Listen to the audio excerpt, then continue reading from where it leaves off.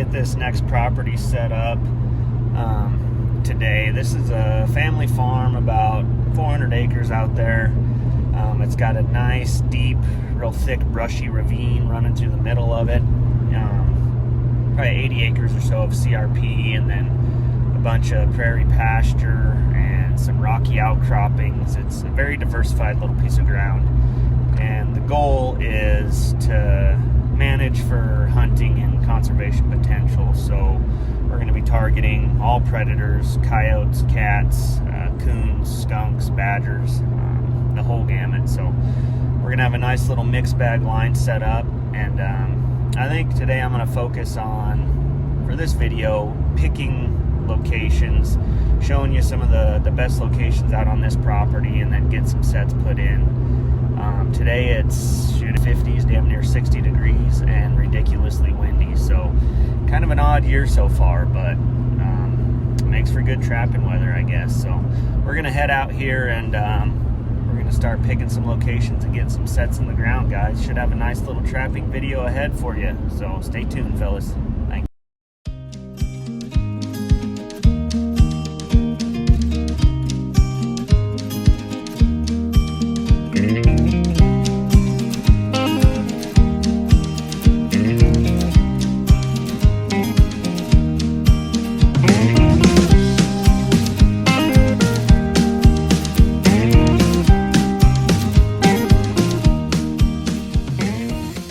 Guys, we're at our first location here at this property, and this is just a junkyard. I call it a dump draw or a dump canyon.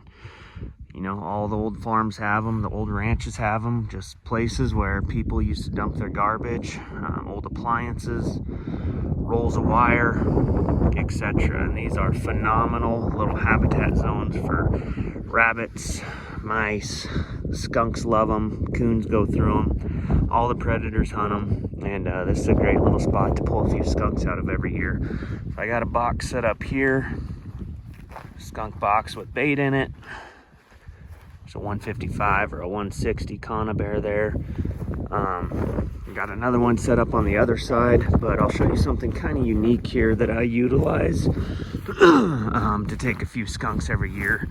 And that's these old refrigerators laying here with the door flung open. Makes a perfect natural cubby. I stuffed some bait in there. I put a conibear on each end, and those are excellent skunk sets. A guy could just as easily make a cubby out of some of these old 55-gallon drums out here. You can snare the trails. You can put a big bait in the brush and snare those trails if you'd like. Put a foothold on each end of this little draw. Coyotes come through on this trail over here. We got another skunk box set up here, but we're gonna get some of these refrigerators set up with bait and conibears on them.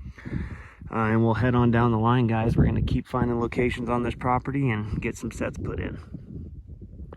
All right, guys, so this is the only location on snares where we're gonna be using any sort of bait or attractant. Everything else is gonna be blind sets, but we got some buried beaver carcasses down here, and we're just gonna hang a snare on every trail leading into this hole. There's one there you can see hanging. Gonna hit this trail, this one, and this one. Get them all hung, and hopefully we can't take some critters out of this hole, guys. One thing I highly recommend for you guys is getting a good trapline dog, whether or not you use drags or not. This guy up here is Oso. He's the best dog in the world. He's border collie and blue tick cross. He's got a phenomenal nose on him, and he's able to find sign that I could never find in a million years. He shows me a lot of times where to stick my trap, and he's got a pretty damn good record. So I suggest you guys get you a good trapline dog. They're worth their weight in gold, and he does a phenomenal job. All right, guys, we're in one of these draws on the property here. There's an old cattle skeleton that I knew of, and I need more T-bones. So we're picking up some T-bones, and we're gonna keep on scouting some locations, guys. Love using these T-bones, love making T-bone sets. They work very well, you know, on your trail sets or a dedicated food lure set with the T-bone. These things are are worth a ton to a trapper on the line, guys. This is what I mean, guys. We're walking out here. I've seen tons of good coyote scat so far, but I would have never seen this one. So picked it up, smelled it, marked it. Very, very good asset right there. So since we're finding the scat here, I'll just tell you about this location. Probably gonna throw in a set or two. The only issue is it's a son of a gun to get to. Access isn't that great. It's gonna be hard to check, but it's too good of a location to pass up. So what we got here, this is just a very, very subtle ridge running through the middle of this property. And right here is a low spot. It's a saddle. And on that side of the ridge is a little drainage where we picked up these bones. This side of the ridge feeds down into kind of a flat CRP and a very, very deep ravine on the other side. But this is just a saddle, and whatever you find saddles, man, animals will be using them. This is where they cross the ridges. So we're probably gonna end up putting a set on that side of this ridge and on this side as well. Here's a little better view with that, guys. There's a very subtle saddle right here, low spot, trail going through. And up there closer to my pickup, you can see is a much deeper saddle there. Probably gonna end up putting a trap on each one of those guys. All right, we're up to that next saddle that I just pointed out to you guys, and as you can expect, game trail going right through the thing. I'm not saying 100% of the time you're gonna find a trail there, but probably 80 or 90% of the time. These are phenomenal travelways, great locations, guys. And even better, there we are, right on the trail. It's actually a bone left over from a set I had in here a couple years ago, but no, there's definitely a set going in on this saddle and the one just to the west of me also. 2 sets in, got a step down dirt hole right there. And then we got a flat set with just a little bit of scat and a coyote paw for the attractor. I've been wanting to try this for a while. I removed the big pads for a lure ingredient, so that leaves a good lure holder on the coyote paw. So I just buried it in the dirt there and threw some cat scratch fever on there, some scat with some urine on it. Let's see how this goes, guys. I've been wanting to try this for a while now, so all right. We'll keep on keeping on, fellas.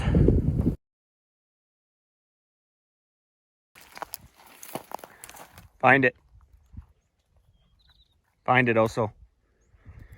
Well, guys, here on this scent post walkthrough, looks like we got a coon tied up on a drag down there, so I'll let the dog find him.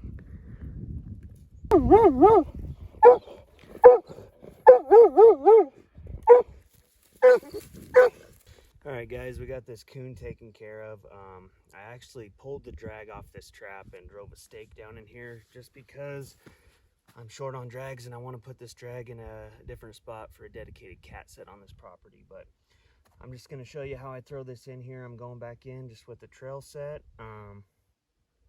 Going to get it blended back in and get this trap bedded. I'll probably fence them down a little bit to keep them on this trail.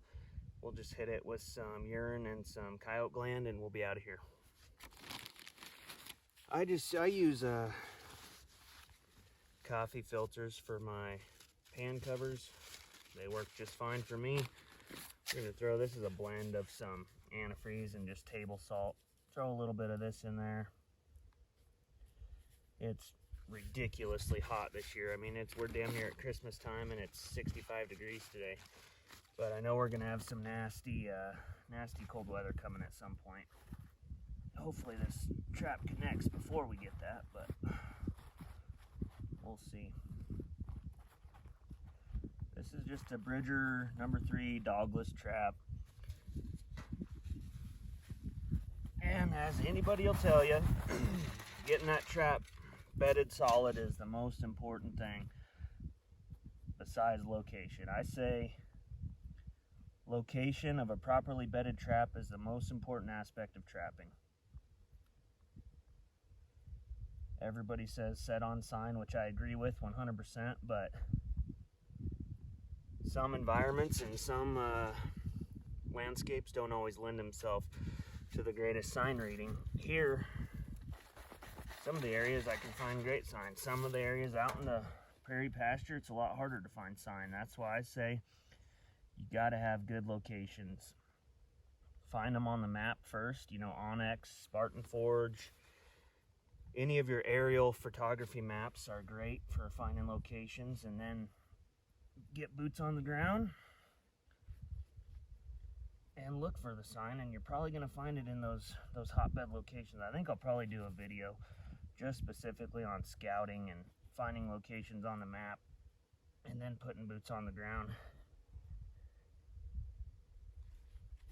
and finding the sign at the micro locations. But we're gonna get this thing bedded nice and solid in here. And as you see, I'm running my bare hands. I do very little in terms of scent control. You're gonna get a different answer from every trapper you talk to on what they do for scent control and how they feel about it. Man, these animals' noses are so good. They're gonna know I've been here. They know another animal was here. This is a remake. I don't think you're gonna fool them. A little bit of scent that I leave behind should dissipate before my bait lure urine dissipates. Kind of how I feel about it, guys. But this is a big set. It's a trail. On a trail, I want a big wide area. The animal is, when he steps here, he's in the set and he doesn't realize it yet. We're gonna put some scat here with some urine on it. I'll probably drive in a little bit of brush or sage here with some coyote gland on it. I'll drive in something here just to keep them honest on the trail, and we'll be out of here, guys. All right, guys, that coon left us some scat, so I'm just placing it right here in the trail as a little bit of a stepping guide and a visual attractor, as well as there's some scent there also.